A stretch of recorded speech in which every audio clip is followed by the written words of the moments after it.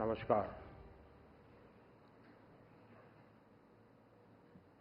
अभी वैसे राहुल ने बड़ा वर्णन किया 5 साल पहले मैं जब आया था, और शायद उस समिट की तारीख या घटना आपके ग्रुप को तो याद रहना बहुत स्वाभाविक है, लेकिन शायद पत्रकार मन ये भी सोच सकता था, और शायद सोचा होगा लेकिन बोलते नहीं होंगे, कि क्या कारण होगा कि एक इंसान अपने कमिटमेंट के कारण इस समिट में इतने ही शांत मन से आया था और उसी समय वो किसी प्रक्रिया को दौड़ा रहा था, और जो दूसरे दिन सुबह दुनिया के लिए बहुत बड़ी खबर बन गई थी। और मैं मानता हूं जरूर आप लोग इसका एनालिसिस करेंगे, और शायद वो 28 फरवरी थी 2019, और माहौल तो ऐसा ही था। और मैं भी बहुत शांति से आप सबसे नमस्ते नमस्ते करके निकला था, और भारत ने बालाकोट में एयर स्ट्राइक की थी रात को।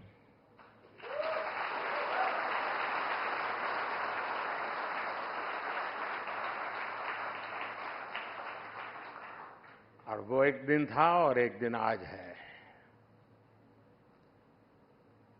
और आपने देखा होगा कि आतंक के सरगना हो या विकास और शांति की चाहत रखने वाले देश हो, सबने राइजिंग भारत अनुभव किया है।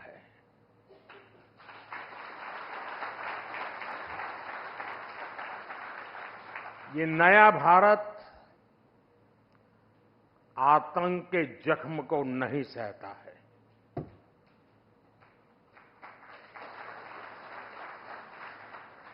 बल्कि आतंक के जख्म देने वालों को पूरी ताकत से सबक भी सिखाता है।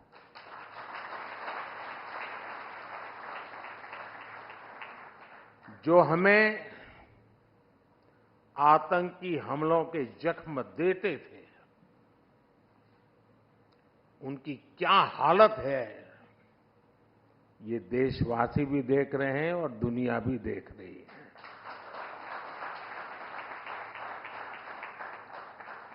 एक सुरक्षित राष्ट्र ही एक विकसित राष्ट्र का आधार होता है, और आज यही भारत की पहचान है, और यही राइजिंग भारत है। साथियों, चुनाव का मौसम है। चुनाव की सरगर्मी बिल्कुल सर पर है। तारीखों का ऐलान भी हो चुका है। आपकी समिट में भी कई लोगों ने अपने विचार रखे हैं। डिबेट का माहौल बना हुआ है, और मैं मानता हूं कि लोकतंत्र की यही खूबसूरती है। देश में भी धीरे धीरे चुनाव प्रचार जोर पकड़ रहा है। सरकार अपने 10 साल के कामकाज का रिपोर्ट कार्ड रख रही है। हम अगले 25 साल का रोड मैप बना रहे हैं, और अपने तीसरे टर्म के पहले 100 दिन का प्लान भी बना रहे हैं।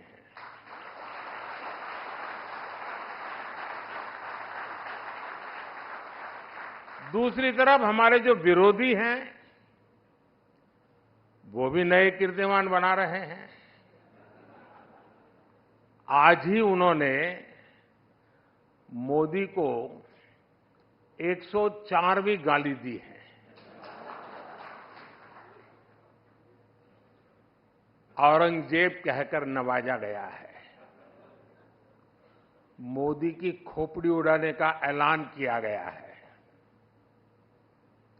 इन सब पॉजिटिव नेगेटिव बातों के बीच दुनिया का सबसे बड़ा इलेक्शन जारी है।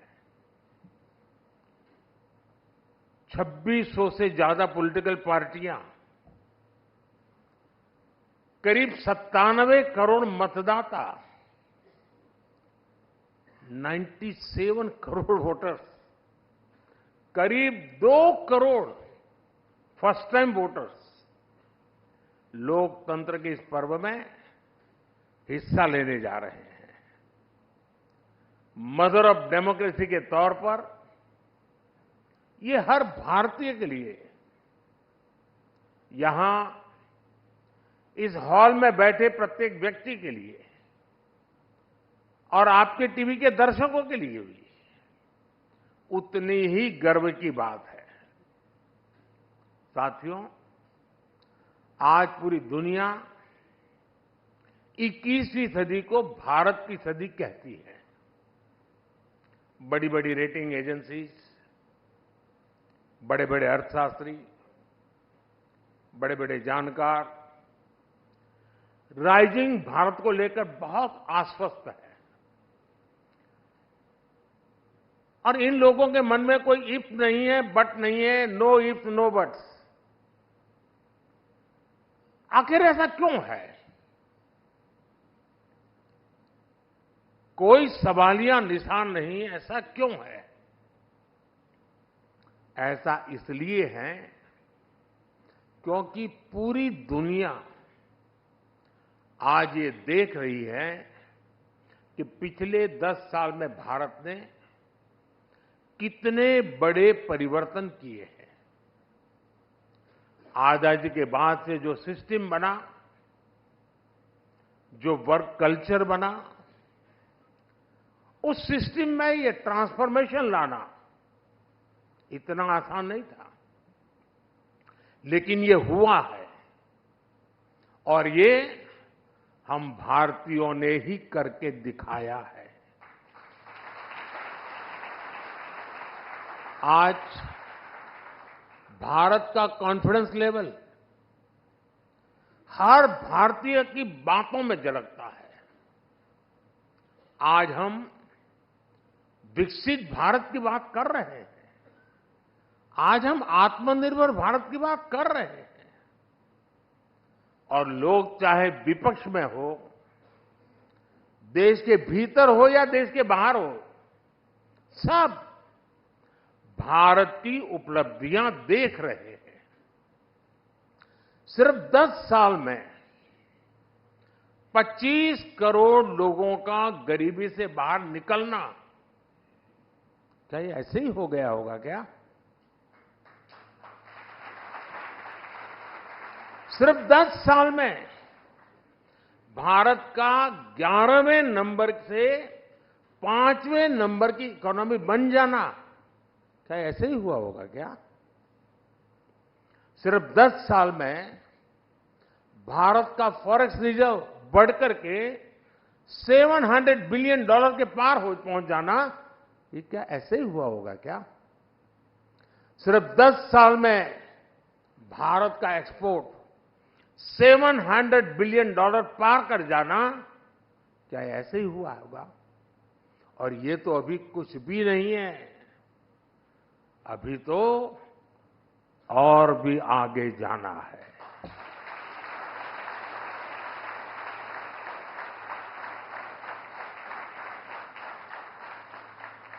साथियों, यहां बड़े बड़े जर्नलिस्ट मौजूद हैं, इंडस्ट्री के लोग हैं, सिविल सोसाइटी के दिग्गज हैं, पॉलिटिकल फील्ड के लोग भी हैं, ब्यूरोक्रेसी वर्ल्ड के भी लोग हैं। आप जानते हैं कि हमारे यहां सरकारों में ब्यूरोक्रेसी में काम कैसे होता रहा है। फिर वो एक फैक्टर क्या था जिसकी वजह से ये बदलाव आया? वो एक फैक्टर है नियत।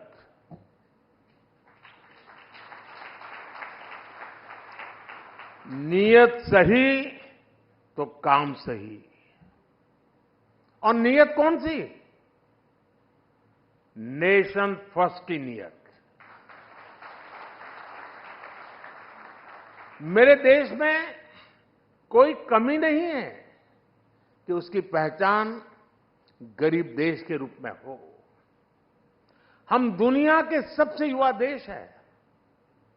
एक समय में हम ज्ञान में, विज्ञान में सबसे आगे रहे हैं।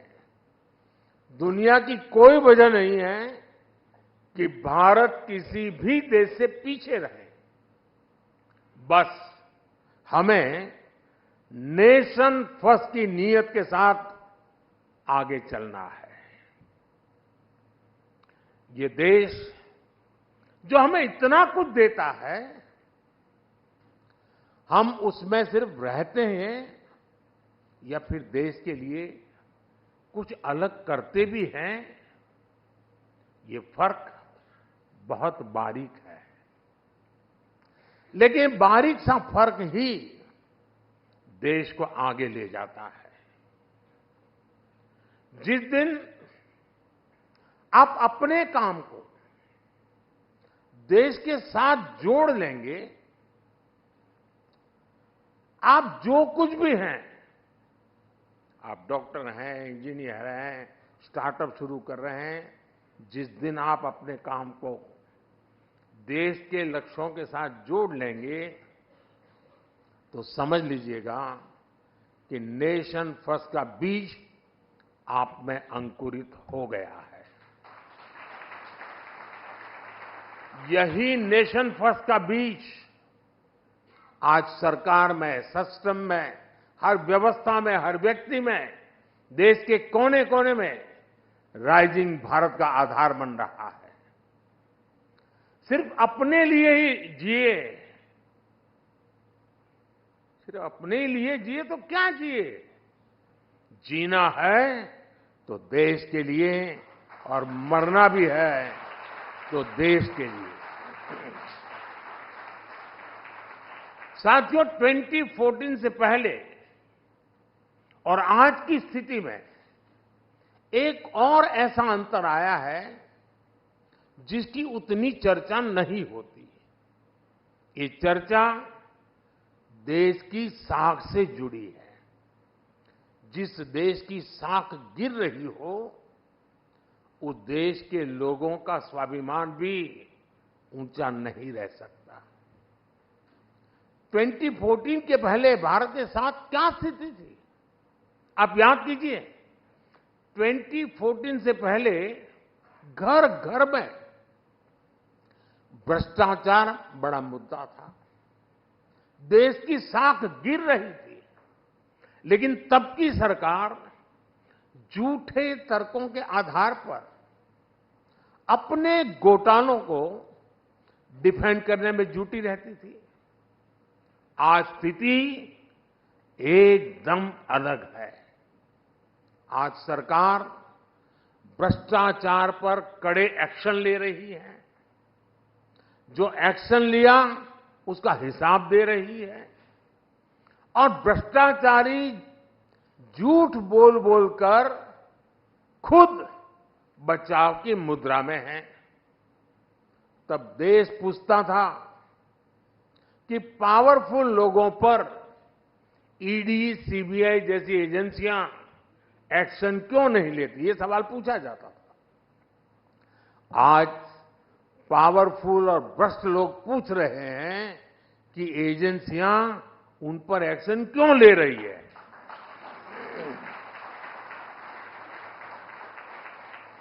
ये अंतर 10 सालों में आया है। बात वही है, नीयत सही तो काम सही। करप्शन पर कार्रवाई, ये मेरा कमिटमेंट है। साथियों, हमारे देश में भ्रष्टाचार इसलिए भी अधिक था क्योंकि सरकारी दफ्तर, सर्विस सेंटर बनने के बजाय पावर सेंटर बन गए थे। हर काम के लिए देशवासियों को सरकारी दफ्तरों के चक्कर लगाने पड़ते थे। हमने सरकारी दफ्तरों को सत्ता के बजाय सेवा का केंद्र बनाया। सरकारी सेवाएं ज्यादा से ज्यादा फेसलेस हो, बिल से लेकर टैक्स जमा करने तक की अधिकतर सेवाएं ऑनलाइन हो। हमने इसका प्रयास किया। आज सरकार की ज्यादातर खरीद जेम पोर्टल के माध्यम से होती है। आज सरकार के टेंडर ऑनलाइन होते हैं। आप याद करिए, 2G जैसी सामान्य सुविधा के लिए पहले की सरकार में कितना बड़ा भ्रष्टाचार हुआ।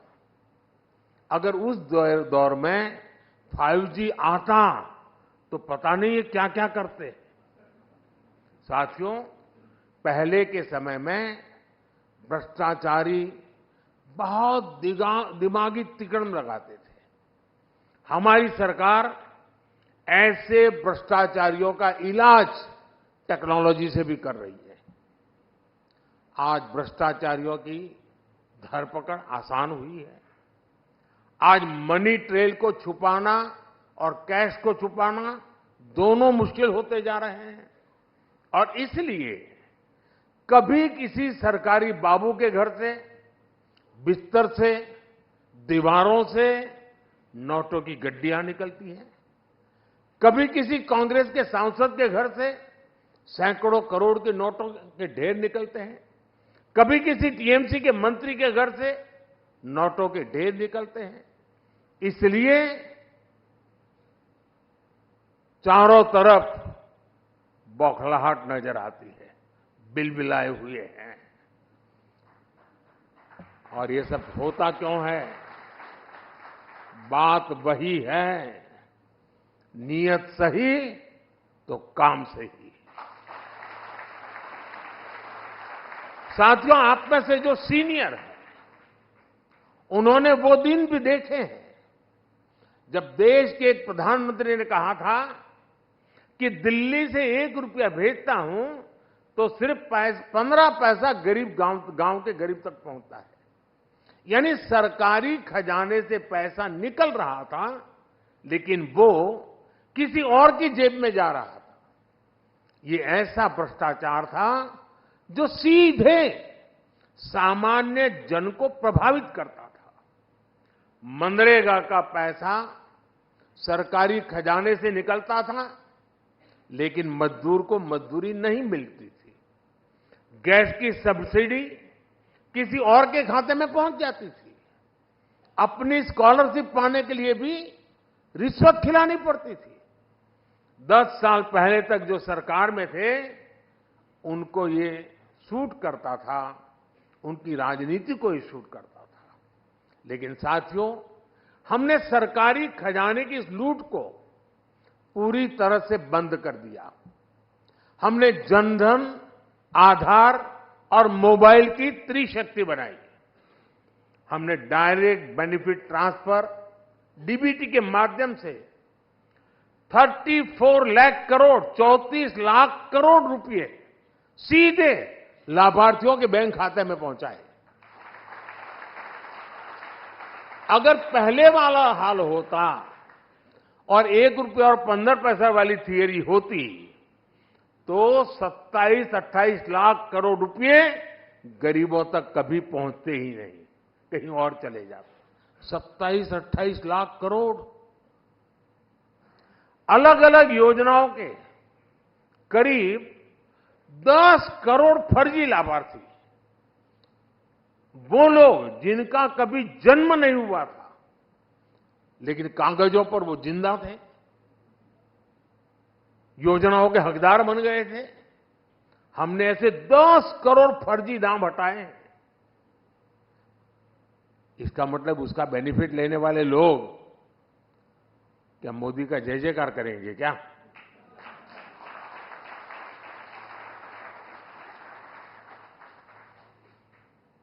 आप हैरान हो जाएंगे, 4 करोड़ फर्जी राशन कार्ड, उसको हमने हटाया। आप कल्पना कीजिए, ये कितना बड़ा घोटाला था, गरीबों का कितना बड़ा हक मारा जा रहा था। आज इस हॉल में बैठे हर व्यक्ति को उस गरीब का चेहरा याद करना चाहिए जिसे राशन की जरूरत थी, जिसे राशन मिलना चाहिए था, लेकिन मिल नहीं रहा था। वो गरीब सरकार को कोसता था, अपनी किस्मत को कोसता था। आज हमारी सरकार में उसी गरीब को one nation one ration card मिला है। आज हमारी सरकार उसी गरीब को उसके खाते का पूरा राशन मुफ्त दे रहा है। आज वो गरीब जब मुझे आशीर्वाद देता है तो विपक्ष के मन में गालियां फूटती हैं। मेरे लिए भी गालियां, वो गरीब मुझे आशीर्वाद देता है इसलिए उस गरीब को भी गालियां, लेकिन गालियों से कोई फर्क नहीं पड़ेगा। देश ने तो मन बना ही लिया है। फिर एक बार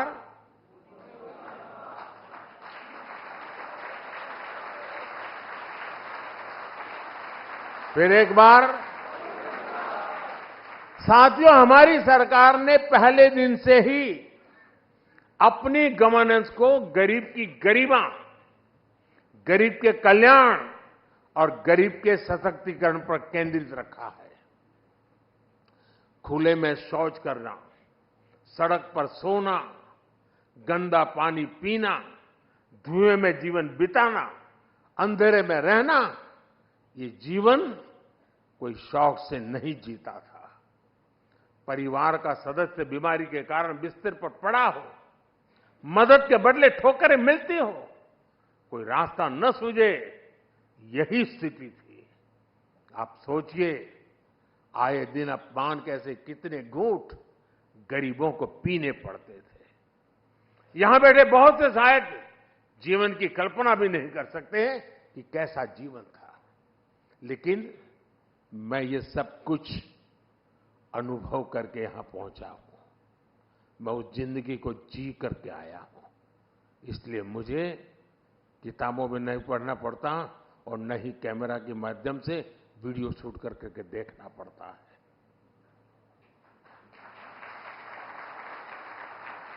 और इसलिए हमारी सरकार की जितनी भी फ्लैगशिप योजना है, उनमें आपको गरीब के, सामान्य जन के इस दुख दर्द का भी इलाज मिलेगा। जिसको किसी ने नहीं पूछा, उसको मोदी ने पूजा है। साथियों, आप में से बहुत लोगों को पता नहीं होगा कि एक बैंक खाता खोलने के लिए भी गरीब से गारंटी मांगी जाती थी। लोन की बात तो छोड़ दीजिए, देश के एक बड़ी आबादी जो भूमिहीन थी, उसे भी ऐसे ही छोड़ दिया गया था। 80% से अधिक किसान जिनके पास 2 एकड़ भी जमीन नहीं थी, उन्हें भी अपने नसीब पर छोड़ दिया गया था।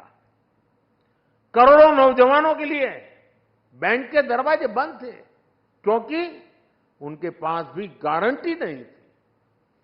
जिनके पास किसी को देने के लिए कोई गारंटी नहीं, उनकी गारंटी मोदी ने ले ली। इसी भावना ने मुद्रा योजना को जन्म दिया। इसके तहत लगभग 30 लाख करोड़ रुपए, 30 लाख करोड़ रुपए हमने बिना गारंटी गरीब युवाओं को दिए हैं। इसी भावना ने सेल्फ हेल्प ग्रुप के अभियान को गति दी, जिससे आज 10 करोड़ बहनें जुड़ी हैं। इसी भावना ने रेहड़ी ठेले, फुटपाथ पर काम करने वालों के लिए पीएम स्वनिधि योजना को जन्म लिया। इसी भावना ने हाथ के कौशल से आजीविका कमाने वालों के लिए पीएम विश्वकर्मा योजना को जन्म दिया। इसी भावना से छोटे किसानों के लिए पीएम किसान सम्मान निधि को जन्म दिया। इसके तहत उन्हें करीब 3 लाख करोड़ रुपए मिले हैं। कल्पना कीजिए, अगर नीयत न होती, मोदी की गारंटी न होती, तो क्या होता। आज जो ये मोदी की गारंटी का इतना सकारात्मक प्रभाव है, वो किसी विज्ञापन की मोहताज नहीं है। मोदी उस गरीब की गारंटी बना है जिनकी कोई गारंटी नहीं लेता था। इसलिए देश का हर गरीब आज मोदी की गारंटी पर विश्वास करता है। और मैं फिर कहूंगा, ये तो कुछ भी नहीं है, अभी तो और भी आगे जाना है।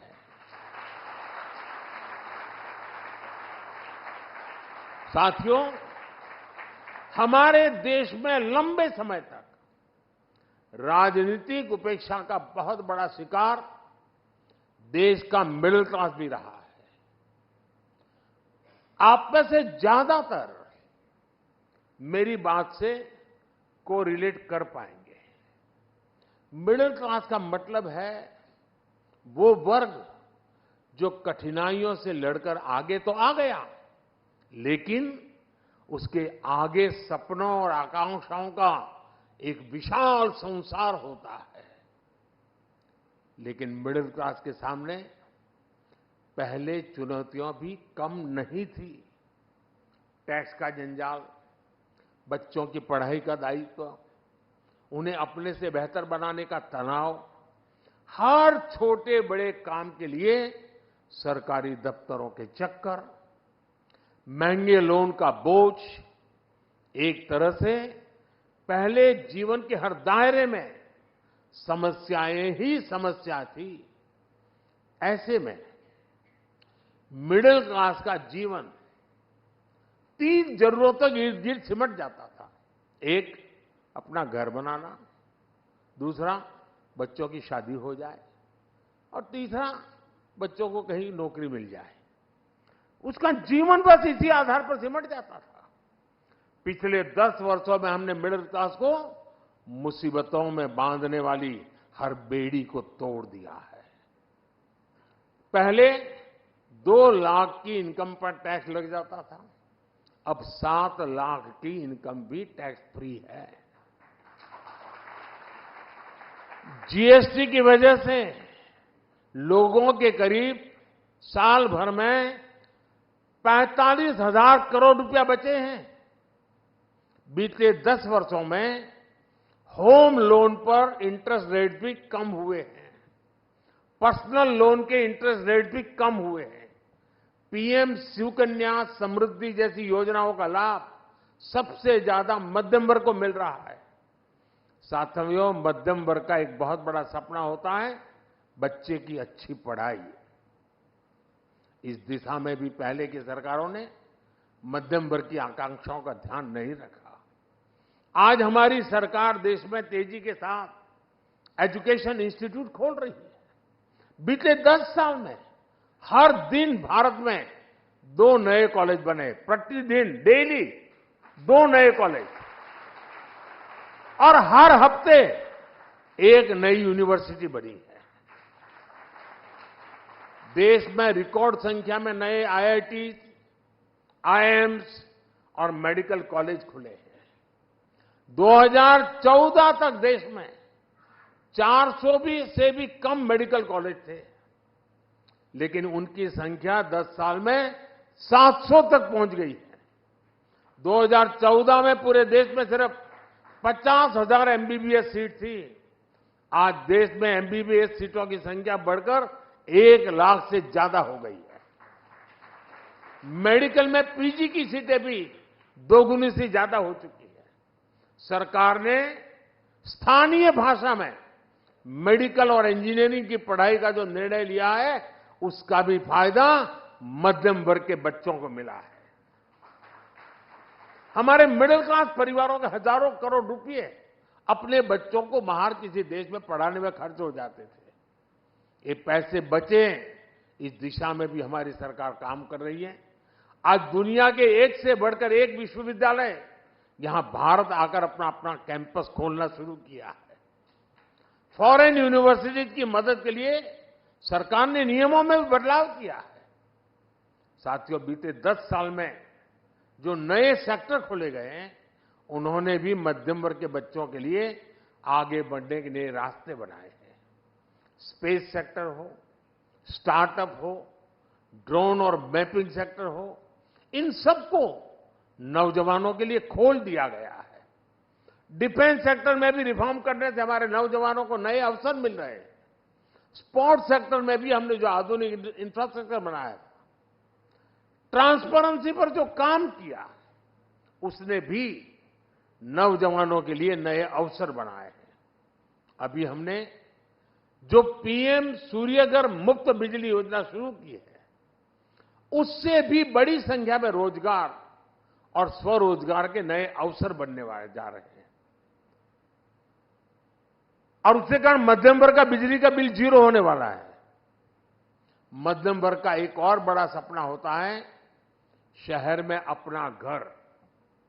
लेकिन आप जानकर हैरान रह जाएंगे कि शहर में रहने वाले मिडिल क्लास के लिए पहले की सरकारों में एक भी योजना नहीं थी। मध्यम वर्ग के घरों के लिए पहली योजना अगर किसी सरकार ने बनाई तो हमारी सरकार ने बनाई। हमने मध्यम वर्ग के लोगों को घर के लोन में सब्सिडी दी, ब्याज में राहत दी। इस पर करीब 50,000 करोड़ रुपए हमने खर्च किए। इसका भी बहुत बड़ा लाभ मिडिल क्लास परिवारों को मिला है। उनके अपने घर का सपना पूरा हुआ है। साथियों, दिल्ली एनसीआर के लोग जानते हैं कि पहले की सरकारों के समय कितने फ्लैट फंस गए थे। लोग किराए के घरों में रहते थे, ईएमआई भी भरते थे और अपने घर के पूरा होने के इंतजार में जीवन पूरा कर रहे थे। मिडिल क्लास के इन परिवारों की भी पहले किसी भी सरकार ने सुनी नहीं थी।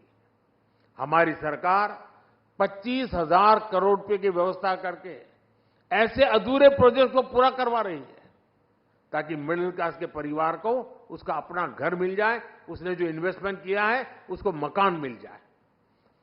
ऐसी परेशानी फिर ना हो, हमने इसके लिए भी रेरा कानून बनाया है। आज करीब 1.25 लाख बिल्डिंग प्रोजेक्ट रेरा के तहत रजिस्टर्ड है। अब कोई ये मनमानी नहीं कर सकता कि किसी मिडिल क्लास के व्यक्ति का घर फंसा दे या अधूरा छोड़ दे। और ये काम मध्यम वर्गीय परिवारों के जीवन में बहुत बड़ा राहत का काम है और ये ही तो मोदी की गारंटी है। साथियों, मोदी सिर्फ शहर में ही नहीं, गांव में रहने वाले लोगों की संपत्तियों की भी चिंता कर रहा है। गांव में प्रॉपर्टी के कागज ना होने की वजह से लोगों की जिंदगी कचहरी के चक्कर काटने में ही गुजर जाती है। जमीन को लेकर झगड़े ना हो, कचहरी का चक्कर ना लगे, गांव की प्रॉपर्टी पर लोन मिले, इन बातों को ध्यान रखकर स्वामित्व योजना चलाई जा रही है। बड़ी बड़ी इंटरनेशनल एजेंसी कहती हैं कि लोगों के पास उनकी प्रॉपर्टी के राइट्स होना किसी भी देश के विकास के लिए बहुत जरूरी है। स्वामित्व योजना के तहत हमने करोड़ों परिवारों को उनके लैंड टाइटल दिए हैं। आज देश के गांव-गांव में ड्रोन की मदद से मैपिंग का काम चल रहा है, प्रॉपर्टी के राइट देने का काम चल रहा है और इससे भी रोजगार के कितने मौके बनते हैं, आप अंदाजा लगा सकते हैं। साथियों, 2014 तक पूरी दुनिया भारत को एक ओवरलोडेड फ्लाइट के एडिशनल वेट की तरह देखती थी। लेकिन आज भारत वो पैसेंजर बन चुका है जिसके बिना ग्लोबल फ्लाइट उड़ान भरने की सोच भी नहीं सकती।